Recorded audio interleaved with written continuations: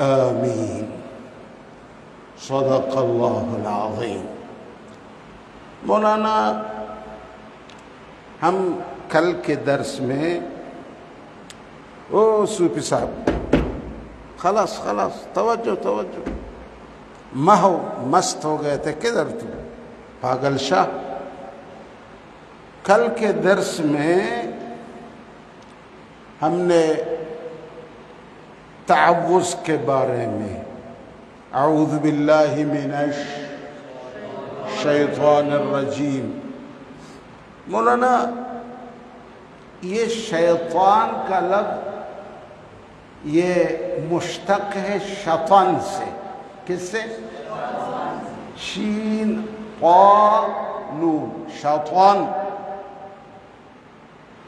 یہ شطن کے مادے سے مشتق ہے اور شطن کے دو معنی آتے ہیں۔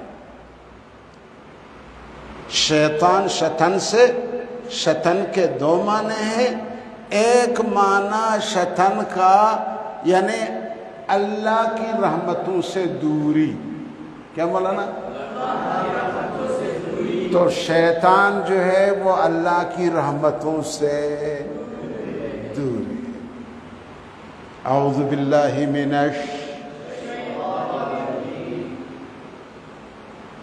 رجیم بھی تو راندہ درگاہ کو کہا جاتا ہے۔ رجیم کس کو کہا جاتا ہے؟ بگوڑا۔ کیا مولانا؟ بگوڑا، بگایا ہوا، پکوڑا نہیں بلکہ بگوڑا۔ سمجھ رہے ہو مولانا؟ شیطان شطن سے ایک معنی اللہ کی رحمتوں سے دوری ہے اور دوسرا معنی شیطان کا بمعنی ہلاک شدہ۔ کیا مولانا؟ تباہ و برباد، تباہ و۔ یا اللہ میں تیرے پناہ طلب کرتا ہوں اس شیطان سے جو تیری غضب کے پھٹکار سے تباہ شدہ ہے۔ من الشیطان رجیم ہوئی، راندہ ہوا، بگایا ہوا، ملعون بھی ہے، رجیم بھی ہے، لعین بھی ہے۔ چنانچہ اعوذ باللہ من الشیطان الرجیم جو یہ الفاظ معروف ہے نا، یہ مشہور حدیث ہے۔ باقی دوسرے صیغہ کے ساتھ بھی تعوذ کے الفاظ آئے، میں آپ کو وہ بھی پڑھ کر سناؤں گا۔ تو مولانا علامہ ابن جریر طبری، کون؟ علامہ ابن جریر طبری رحمۃ اللہ علیہ اپنے تفسیر میں لکھتے ہیں کہ اول ما نزل جبریل علی النبی صلی اللہ علیہ وسلم، اولین چیز جو جبریل لے کر آئے تھے میرے پیغمبر صلی اللہ علیہ وسلم کے خدمت میں، جب آئے جبریل آقا کے خدمت میں، فرمایا قل یا محمد استعذ باللہ، قل اے محمد یہ پڑھو، یہ کہو، کیا؟ استعذ باللہ، یعنی اعوذ باللہ من سب سے پہلا یہ پیغام حضرت جبریل میرے آقا کے لیے لائے۔ اچھا، اس کے بعد ثم قال قل بسم اللہ، اس کے بعد فرمایا کیا پڑھو؟ بسم اللہ الرحمن الرحیم، کیونکہ آگے قرآن پڑھنا ہے نا، تو اعوذ مقدم ہے، بسم اللہ اس سے بعد میں۔ تو فرماتے ہیں جبریل اعوذ لے کر آئے، بسم اللہ لے کر آئے، اس کے بعد پھر فرمایا الحمدللہ رب العالمین، سورہ فاتحہ شروع۔ جبریل امین نے پھر سورہ فاتحہ آپ صلی اللہ علیہ وسلم کو پڑھایا، تعلیم دی۔ سمجھ رہے ہیں مولانا؟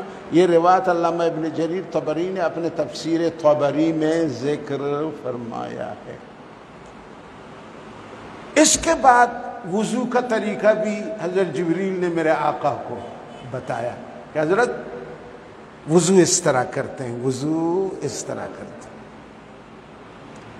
مولانا وضو کا طریقہ بتانے کے بعد پھر جبریل نے کہا کہ حضرت 2 رکعت نماز پڑھ لیں یا رسول اللہ، 2 رکعت نماز وہ بھی اس طرح پڑھ لیں، وہ بھی تعلیم دی جبریل نے۔ مولانا آج یہ تعلیم ملا میرے آقا کو، دوسرے دن میرے آقا نے جماعت سے نماز پڑھائی، وہاں گھر میں یا غار میں، وہاں حضرت خدیجہ مقتدی تھے، بی بی خدیجہ رضی اللہ تعالی عنہ ام المومنین، اور اسی طریقے سے صدیق اکبر مقتدی تھے، تیسرا بندہ حضرت علی تھا، چوتھا آدمی حضرت زید تھا۔ کیا تھا؟ کون تھا؟ حضرت زید۔ تو میرے آقا نے ان کو نماز پڑھائی۔ یہ روایت علامہ ابن جریر طبری نے اپنے تفسیر طبری میں نقل فرمایا ہے۔ تو پھر اب کوئی اعتراض نہیں کر سکتا کہ تم جو ہے ہمیشہ اعوذ باللہ من الشیطان الرجیم کس طرح پڑھتے ہو۔ بولو خانہ خراب دیکھو، وہاں تو روایتوں میں سب موجود ہے، تم مطالعہ کرتے نہیں ہو، خامخواہ اعتراض کرتے ہو۔ مولانا اب میں ایک سوال آپ لوگوں سے کرتا ہوں، وہ یہ ہے کہ کیوں اللہ رب العزت نے قرآن کے تلاوت کرنے سے پہلے ہمیں حکم دیا کہ تم اعوذ باللہ من الشیطان الرجیم پڑھ لو۔ کیا پڑھو؟ آپ نے کل کے درس میں پڑھا تھا فَإِذَا قَرَأْتَ الْقُرْآنَ فَاسْتَعِذْ بِاللَّهِ مِنَ الشَّيْطَانِ الرَّجِيمِ۔ پڑھا تھا نہیں پڑھا تھا؟ کیوں حکم دیا جا رہا ہے؟ وجہ، علت، سبب کیا ہے؟ یہ ایک سوال ہے مولانا۔ اس کا جواب ہمارے امام جعفر صادق رحمت اللہ علیہ، امام جعفر جی امام باقر کے صاحبزادے نے، اور امام باقر صاحبزادہ ہیں امام زین العابدین کے، اور امام زین العابدین صاحبزادہ ہیں حضرت حسین کے۔ امام جعفر صادق جو امام ابو حنیفہ رحمہ اللہ کا ہمدور ہے، دونوں کا زمانہ ایک ہے، امام جعفر صادق اور امام ابو حنیفہ۔ انہوں نے زبردست توجیہ بتائی ہے مولویوں، ابھی تم مفسر بن رہے ہو، کہ کیا وجہ ہے کہ قرآن کی تلاوت کرنے سے پہلے ہمیں حکم دیا جاتا ہے کہ فَإِذَا قَرَأْ صوفی بے ایمان، آنکھیں نکال دوں گا تیرا، کدھر دیکھ رہے ہو؟ کھڑے ہو جاؤ، کھڑے ہو جاؤ، بز اخفش، میں یہاں پڑھا رہا ہوں تو ادھر دیکھ رہا ہے، اللہ کے عظیم قرآن کو چھوڑ کے، بدھو کہیں کے۔ اچھا سنو، تو آ جاتے ہیں بس بیکار وقت ضائع کرنے کے لیے آ جاتے ہیں۔ کتنا ٹائم ہمارا خراب کر دیا، تو نے اپنے یہ آنکھوں کے ساتھ کبھی ادھر دوڑا رہے ہو، کبھی ادھر دوڑا رہے ہو۔ تم نہیں جانتے ہو جب تم ادھر دیکھنے لگو گے میرا بھی خیال تیرے طرف جائے گا۔ ابھی تک میرا مزاج نہیں سمجھا تو نے، بیٹھو، دوبارہ ایسی غلطی کی نا تو پھر دیکھنے کا میں کیا کروں گا تیرے ساتھ۔ سب ساتھیوں کو تنبیہ ہے، قرآن قرآن ہوتا ہے، اسی کی طرف توجہ۔ وہ بھی ہم اعوذ باللہ پڑھ رہے ہیں، ہم اعوذ باللہ پڑھ کے شیطان کو بھگا رہے ہیں، اور یہ شیطان کو کیا کر رہا ہے؟ بلا رہا ہے۔ ادھر ادھر دیکھ کے شیطان اس کی آنکھوں کے اندر گھسا ہوا ہے بے ایمان کے۔ تو سنو میرے طرف دیکھو، تو بھائی امام جعفر صادق رحمت اللہ علیہ فرماتے ہیں اس لیے قرآن پڑھنے سے پہلے ہمیں اعوذ باللہ من الشیطان الرجیم پڑھنے کا حکم دیا گیا ہے کہ اللہ کا قرآن مقدس اور عظیم الشان پاک کتاب ہے۔ ہم لوگ اپنے زبان کو غیبت میں، اپنے زبان کو بری باتوں میں، اپنے زبان کو گالی گلوچ میں، اپنے زبان کو گندی باتوں میں استعمال کرتے ہیں۔ ہمارے زبان میں وہ پاکی نہیں ہوتی۔ جب ہم اس زبان سے قرآن کو پڑھنا چاہتے ہیں، اس سے پہلے اللہ سبحانہ و تعالی ہمارے زبان کو پاک کرنا چاہتا ہے کہ میرے قرآن کو پڑھو گے تو پہلے کیا پڑھ لو؟ اعوذ باللہ پڑھ لو، تاکہ ان گالی گندے باتوں کی اثر جو تم نے قرآن پڑھنے سے پہلے کیے ہیں ان کا اثر کیا ہو جائے؟ ختم ہو جائے، اور تو پاک و صاف زبان سے میرے قرآن کی یہ ہوتا۔ سبحان اللہ۔ تو گویا کہ اعوذ باللہ من الشیطان الرجیم یہ ہمارے زبان کے لیے بھی پاکی کا سبب ہے اور ہمارے دل کے لیے بھی۔ گویا کہ اعوذ باللہ من الشیطان الرجیم یہ زبان کے لیے بھی صابون ہے اور ہمارے قلب کے لیے بھی صابون۔ اسی لیے قرآن پڑھنے سے ہمیں کہا گیا وَإِذَا قَرَأْتَ فَاسْتَعِذْ بِاللَّهِ۔ یار یہ اچھا طالب علم ہے، ہمیں دوست پرانا صوفی ہے ہمارا، لیکن پتہ نہیں کیا ہو گیا آج اس نے میرے دماغ خراب کر دیا ہے۔ اس طرح دماغ خراب نہ کیا کرو نا، تم تو پرانے طالب علم جانتے ہو۔ تو مولانا فَإِذَا قَرَأْتَ فَاسْتَعِذْ من الشیطان الرجیم۔ ٹھیک، یہ بات تو اچھی طرح آپ کے سمجھ شریف میں آ گیا۔ مولانا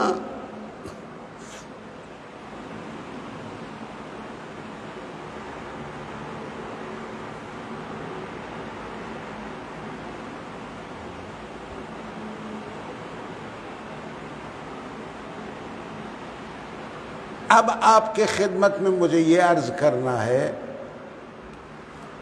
جی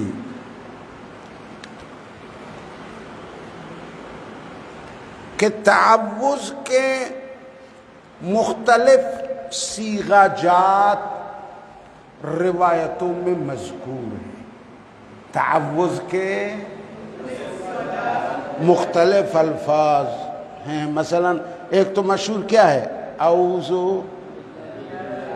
فوری جواب دے دو، فوری جواب دے دو، اعوذ، یہ مشہور ہے، کوئی بھی قاری پڑھتا ہے یہ پڑھتا ہے، لیکن بہت سارے قاری اس طرح بھی پڑھتے ہیں، اگر آپ نے ملاحظہ فرمایا ہے اعوذ باللہ السمیع العلیم من الشیطان الرجیم۔ یہ سنا ہے نہیں سنا ہے؟ سنا ہے بہت سارے، اس کو یہ بھی حدیث سے ثابت ہے۔ مولانا یہ بھی حدیث میں ثابت ہے اعوذ باللہ من الشیطان اللعین الرجیم۔ کیا؟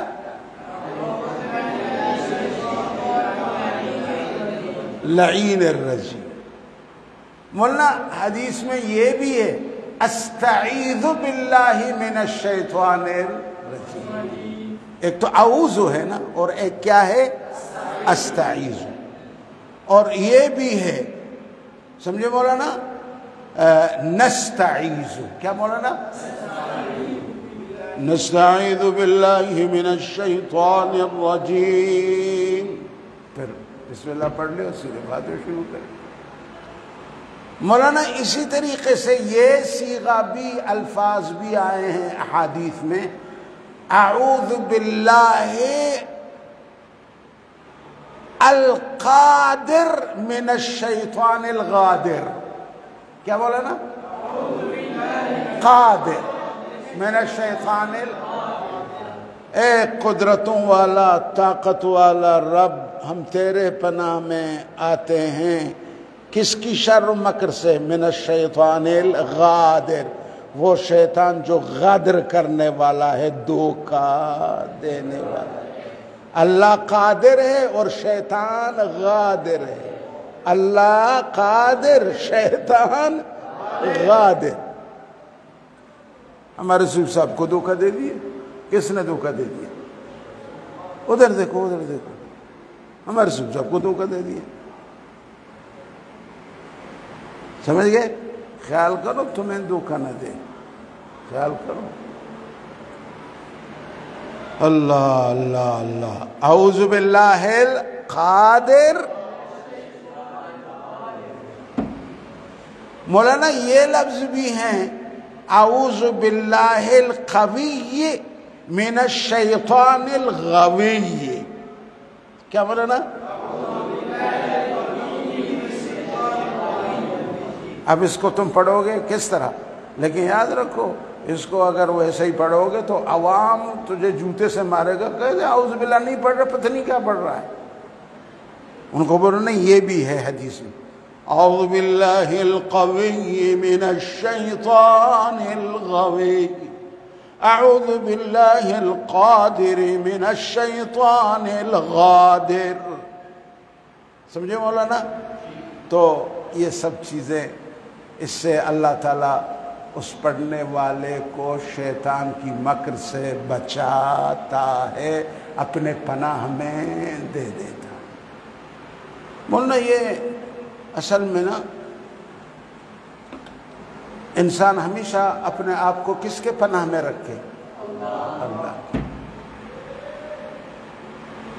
نبی علیہ السلام جب نماز کے لیے کھڑے ہوتے تھے، یہ مولانا زبردست دعا ہے، میں آپ کو بتا رہا ہوں، جب نماز کے لیے آپ صلی اللہ علیہ وسلم ہر نماز کے لیے جب کھڑے ہوتے تھے تو آپ صلی اللہ علیہ وسلم پہلے اللہ سے پناہ مانگتے تھے شیطان سے کہ اللہ میں ابھی تیرے نماز میں داخل ہو رہا ہوں، شیطان ملعون سے مجھے بچا دے۔ کیا فرماتے تھے؟ یہ دعا پڑھتے تھے، اعوذ باللہ من الشیطان الرجیم۔ کیا پڑھتے تھے مولانا؟ ابھی تک نماز شروع نہیں کی، آپ یہ پڑھتے تھے، من ہمزہ ونفخہ ونفثہ، من ہمزہ ونفخہ ونفثہ۔ نماز پڑھنے سے پہلے آپ یہ دعا پڑھ کے پھر نیت باندھ کے نماز پڑھتے تھے، کیونکہ اس سے یہ ہوتا تھا کہ پھر شیطان حضرت کے دل میں داخل نہیں ہو سکتا۔ حضرت کے دل میں تو کیا، اس کا باپ بھی داخل نہیں ہو سکتا، لیکن یہ تعلیم میرے اور آپ کے لیے، کس کے لیے ہے؟ کس کے لیے؟ میرے اس درویش صوفی کے لیے۔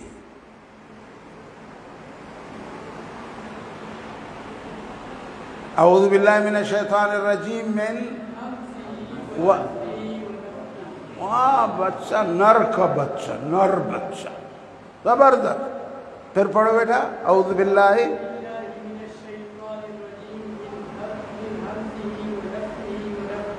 یہ حمز جانتے ہو کس کے کہتے ہیں؟ شیطان کے چھیڑ چھاڑ کو حمز کہتے ہیں۔ کیا کہتے ہیں؟ حمز ہا لاہوری کے ساتھ ہے۔ کیا ہے بیٹا؟ من حمزی، ہا حلوائی نہیں ہے بلکہ ہا لاہوری ہے، اور حمز کا معنی کیا ہے؟ چھیڑو چھاڑ۔ کیونکہ آپ جب نماز پڑھو گے نا تو شیطان آپ کے دل میں داخل ہو کے کیا کرے گا؟ چھیڑو چھاڑ، چھیڑو چھاڑ کرے۔ تو آپ جب پڑھو گے اعوذ باللہ من الشیطان الرجیم من حمز، یا اللہ میں شیطان کے چھیڑو چھاڑ سے تیرے پناہ میں آتا ہوں، مجھے بچاؤ، تو اللہ پاک بچائیں گے۔ مولانا دوسرا لفظ کیا تھا؟ وَنَفْخِهِ، مولانا نفخ کہتے ہیں تکبر کو۔ کس کو کہتے ہیں؟ آدمی جب متکبر ہو جاتا ہے نا، وہ پھول جاتا ہے، وہ پھول جاتا ہے۔ کیا ہو جاتا ہے؟ پھول جاتا ہے۔ یا اللہ میں شیطان کی چھیڑ چھاڑ سے بھی تیرے پناہ مانگتا ہوں، اور تجھ سے میں پناہ مانگتا ہوں شیطان کی تکبر سے، شیطان کی تکبر سے۔ اور تیسرا لفظ کیا تھا؟ نفثہ، کیا؟ وَنَفْثِهِ، فا کے ساتھ۔ نفس کا معنی کیا ہے مولانا؟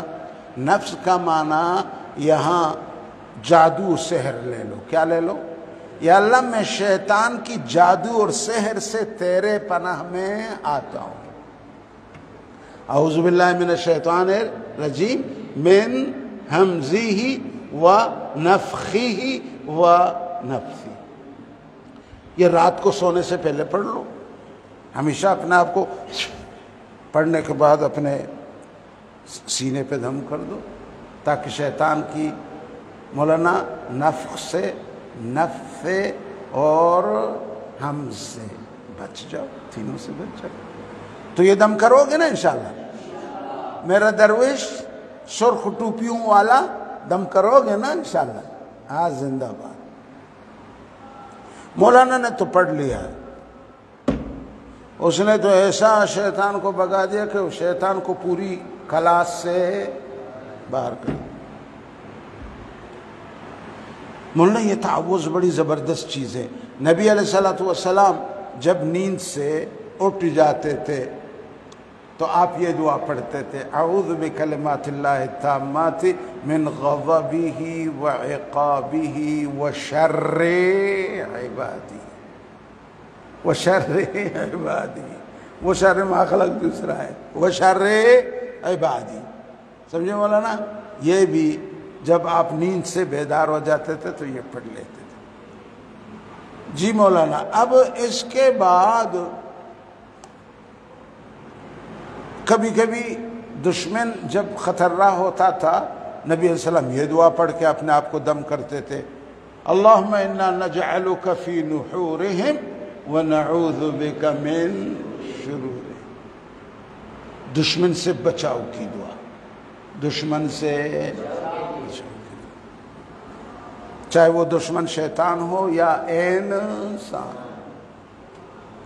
اللہم انا نجعلک، ہم تو ہمیشہ نماز میں بھی پڑھتے ہیں نا، اس کو تم سن چکے ہو کافی۔ ٹھیک ہے مولانا، اب آئیے مولانا بسم اللہ الرحمن الرحیم پر۔ مولانا بسم اللہ پہ تقریر زیادہ میں نہیں کرتا ہوں کیونکہ آج مجھے سورہ فاتحہ بھی پڑھانا ہے، میرے طرف دیکھو۔ مولانا توجہ کے ساتھ سن لینا، بسم اللہ میں دو خاصیت بڑے زبردست ہیں، دو۔ ایک اللہ پر کامل توقع ہے، اور دوسرا صفت ایمان ہے، صفت ایمان ہے۔ کیونکہ اگر انسان کو توکل اللہ پہ نہ ہو وہ بسم اللہ پڑھ نہیں سکتا۔ جس کو اللہ پر کامل ایمان نہ ہو وہ بسم اللہ، یہ بسم اللہ پڑھنا دو پیغام دے رہا ہے کہ پڑھنے والے کو اللہ پر کامل ایمان بھی ہے اور کامل توکل و اعتماد بھی ہے۔ یہ بسم اللہ کی خاصیت۔ اور پھر ایک بحث آتا ہے کہ بسم اللہ ہر سورت کا جزو ہے یا صرف قرآن کا ایک آیات ہے، ہر سورت کا جزو نہیں۔ امام اعظم ابو حنیفہ اور حنفیوں کے ہاں بسم اللہ قرآن پاک کی ایک آیات ہے، ہر سورت کا جزو نہیں۔ اب تمہارے دل میں آتا ہے کہ پھر اگر سورت کا جزو نہیں ہے تو پھر ہمارے جو قرآن ہمارے سامنے رکھے ہوئے ہیں وہاں ہر سورت کے ابتدا میں کیا لکھا ہوا ہوتا ہے؟ بسم اللہ۔ تو پھر یہ بسم اللہ کو کیوں لکھا جاتا ہے اگر سورت کا جزو نہیں ہے؟ اس کا جواب یہ کہ وہ سورتوں کے درمیان فاصلہ پیدا کرنے کے لیے لکھا جاتا ہے، پتہ چل جائے کہ پہلا سورت کیا ہوا، ختم، اور دوسری سورت شروع۔ یہ تمیز، فاصلہ ڈالنے کے لیے ہر سورت کا دوسرے سورت کے درمیان اس کو ذکر کیا جاتا ہے۔ باقی قرآن کا ایک آیات تو ہے لیکن ہر سورت کا جزو نہیں ہے۔ اسی لیے ہم جہری نمازوں میں بسم اللہ کو ہم جہرن نہیں پڑھتے ہیں بلکہ کیسا پڑھتے ہیں؟ سر، آہستہ پڑھتے ہیں، کیونکہ وہ سورت کا جزو نہیں۔ لیکن اگر کوئی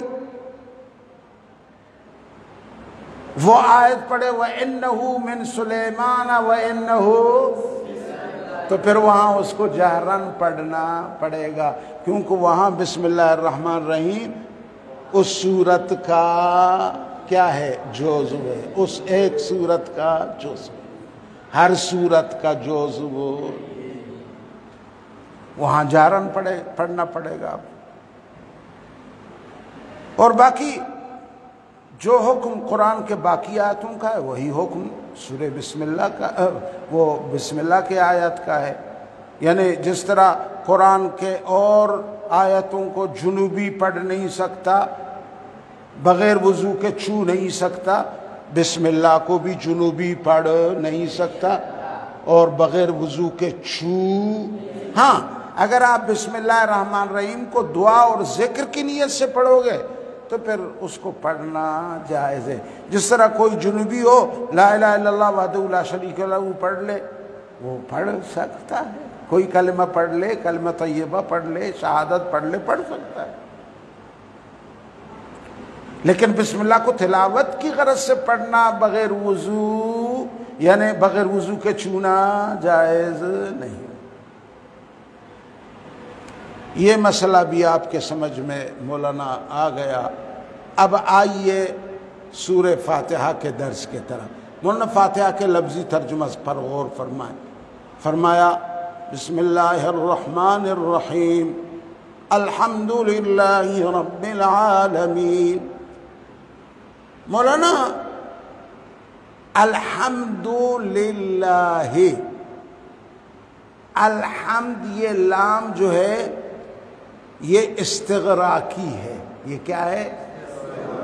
یعنی کیا مطلب؟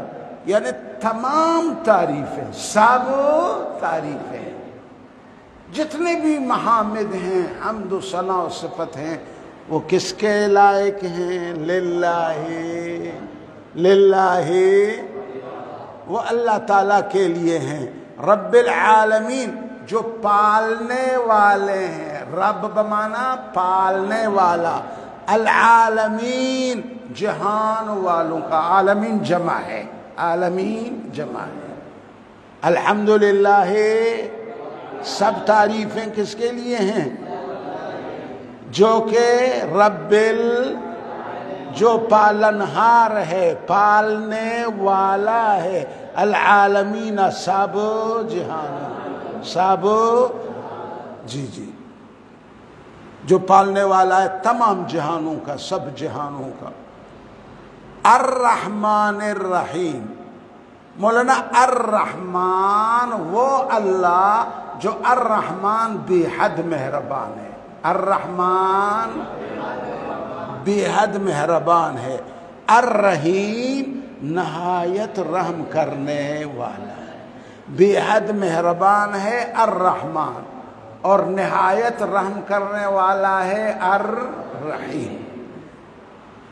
مالک یوم الدین، مولانا جو جزا و بدلے کا دن کا مالک ہے، جو مالک ہے جزا بدلے کے دن کا، مالک یوم الدین، مالک جو مالک ہے یوم الدین دن بدلے اور جزا کا دن، یعنی بدلہ اور جزا کے دن جو قیامت کا دن ہے، اس دن کا مالک وہ تنہا ہے، کوئی ایسا وڈیرا بادشاہ نہیں جو اس دن سر اٹھا کے کہے کہ میں بھی مالک ہوں، میں بھی بادشاہ ہوں۔ آپ کو یاد ہوگا کہ اللہ تعالیٰ جب قیامت قائم فرمائیں گے تو یہ زمین آسمان سب کو توڑ پھوڑ کے رکھ دیں گے، پھر دعویٰ فرمائیں گے کہ لمن الملک اليوم۔ مولانا جواب کیا ہوگا؟ للہ، یہ ہے مالک، یہ ہے مالک۔ اس دنیا میں بھئی، اس دنیا میں یہ گنجا بھی کہے گا نا کہ میں پاکستان کا بادشاہ ہوں۔ گنجا نواز شریف کیا دعویٰ کرے گا؟ میں، یہ شہباز شریف کا دور ہے آج کل۔ سعودیہ کا وہاں کا بادشاہ کہے گا میں ملک ہوں، دبئی کا کوئی اور کہے گا، ایران کا کوئی اور آخوند کھڑا ہو جائے گا، لیکن قیامت والے دن ایسی کوئی بات نہیں ہوگی، بلکہ مالک وہ تنہا مالک ہوگا، جزا و سزا و بدلہ عدلہ کے دن میں، بدلے اور عدلے والے وہ تنہا کیا ہوگا؟ مالک۔ دین بمانا عدلہ بدلہ کا دن، جزا و سزا کے دن۔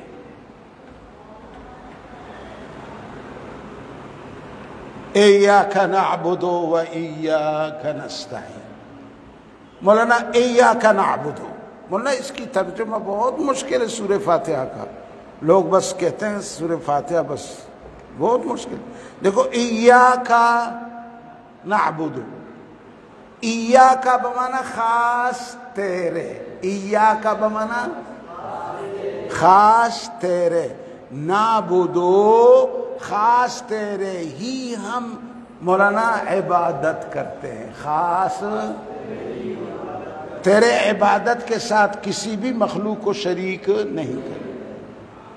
ایاک نعبد و ایاک نستعین، خاص تجھ ہی سے، و ایاک خاص تجھ ہی سے، نستعین مدد طلب کرتے ہیں، نستعین مدد، خاص تیرے ہی عبادت کرتے ہیں اور خاص تجھ ہی سے مدد طلب کرتے ہیں، وَإِيَّاكَ نَسْتَعِينُ۔ اهدنا الصراط المستقیم۔ مولانا اب اہدنا کا ترجمہ سن لینا۔ لوگ اکثر ترجمہ کیا کرتے ہیں؟ ہدایت دے دو ہمیں، کیا؟ ہدایت دے دو۔ یہ ترجمہ نہیں ہے ہدایت دے دو۔ اہدنا الصراط المستقیم کا ترجمہ یہ چلا ہم کو۔ اب میں دیکھوں گا کہ وہاں پہ زنگے چھٹی بھی شروع ہو گیا، تمہاری آنکھوں کو بھی دیکھتا ہوں، تمہارے خیالوں کو بھی دیکھتا ہوں۔ مولانا اہدنا الصراط اہدنا کا کیا معنی کرو گا؟ چلا، چلا ہے کیا ترجمہ ہے؟ چلا ہم کو، اہدنا چلا ہم کو، الصراط المستقیم، مولانا سیدھے راستے پر، سیدھے راستے پر۔ کیونکہ اس پہ اکثر لوگ اعتراض کرتے ہیں کفار کہ مسلمانوں کو کیا ہو گیا ہے، ہر وقت نماز میں یہ پڑھتے ہیں، کہتے ہیں اہدنا الصراط المستقیم، ہمیں ہدایت دو صراط مستقیم کا۔ کیا ان کو ابھی تک ہدایت نہیں ملی؟ 70 سال کی عمر میں اب بھی کہتے ہیں کہ اہدنا، تو پھر یہ ان کی اسلام کیسا دی؟ مولانا بزرگوں نے اس اعتراض سے بچنے کے لیے کیا بہترین ترجمہ ڈھونڈا؟ چلا، ہدایت تو نے دی لیکن اس ہدایت پر ہمیں چلا، اس ہدایت پر ہمیں چلا دے، یعنی ثابت قدم کر دے۔ اہدنا الصراط المستقیم، سیدھے راستے پہ چلا ہم کو۔ کون سا سیدھا راستہ؟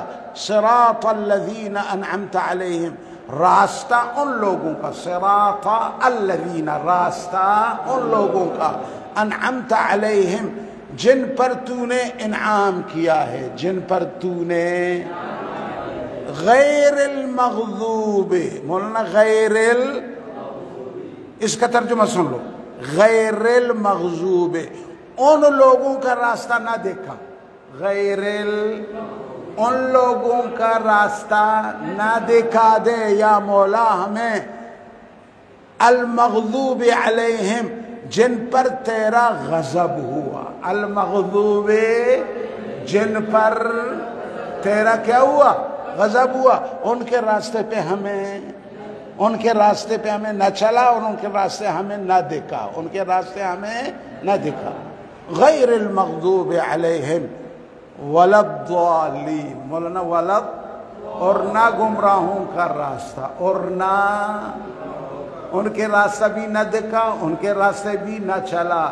ہمیں اگر چلاؤ گے میرا مولا تو اہدنا الصراط المستقیم صراط الذین انعمت علیہم، ان لوگوں کے راستے پہ جن پر تو نے انعام کیا، تو نے انعام کیا۔ مولانا وہ 4 گروہ ہیں، من النبیین والصدیقین والشہداء والصالحین، ان کے راستے پہ ہمیں چلاتے رہے یا رب العالمین۔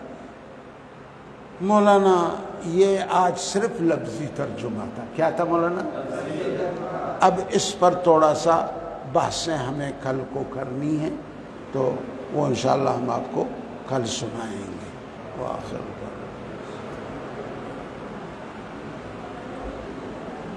اجازت ہے آپ کو۔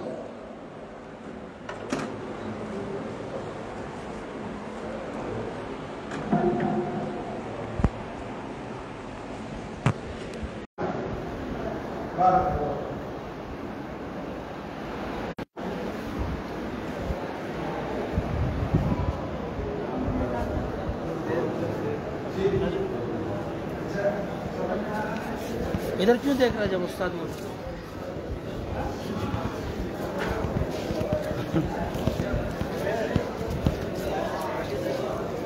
آگے دیکھو، آگے دیکھو۔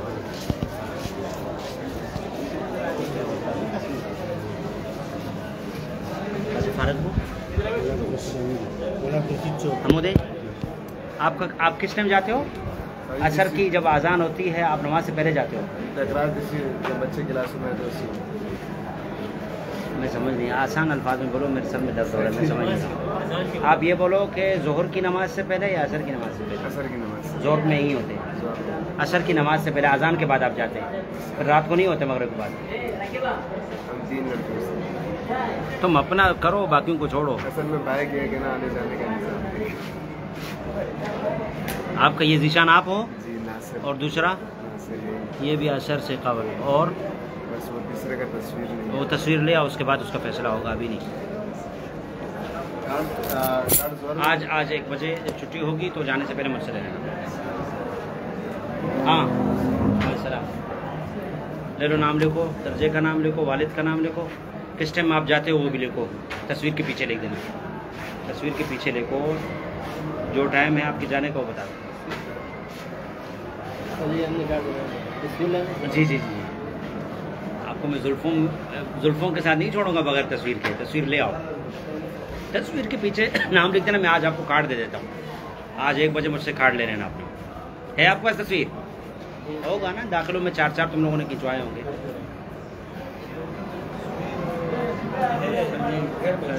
یہ بولا کہ آپ فیل بھی ہو جاتے ہو تو ٹائم کیا ہے آپ کا؟ ظہر کی اذان کے بعد جتنا پھر اچھا، مطلب آپ غیر وفاق ہو جانا، داخلہ مل جائے گا نا۔ اصل میں اصول یہ، اگر آپ پہلے غیر وفاقی پڑھ لیتے تو آپ کو دے دیا جاتا۔ اب فیل ہونے کے بعد مصیبت یہ ہے نا کہ آپ اگر جامع میں آپ 1 فرد ہوتے نا، آپ کے لیے ہم رد و بدل کر سکتے تھے۔ چلے آپ کے تو عذروں سے میں واقف ہوں، لیکن کچھ ایسے بدبخت بھی ہیں جن کا کوئی عذر نہیں تھا، اب آپ کی وجہ سے پھر ان کو راستہ دیا جاتا ہے، یہ مسئلہ۔ باقی 1 درجے کو ہمارے ساتھ نعیم شاہ نام کا ایک طالب علم تھا، وہ ثانیہ اس نے ہمارے ساتھ شروع کیا تھا، تقریباً 2 حدیث تک اس نے ہر درجے 2 سال پڑھا۔ کیا ہوتا ہے اس سے؟ آج ماشاء اللہ عالم دین ہے، اللہ اس سے خدمت کرے، بہترین۔ میرا یہاں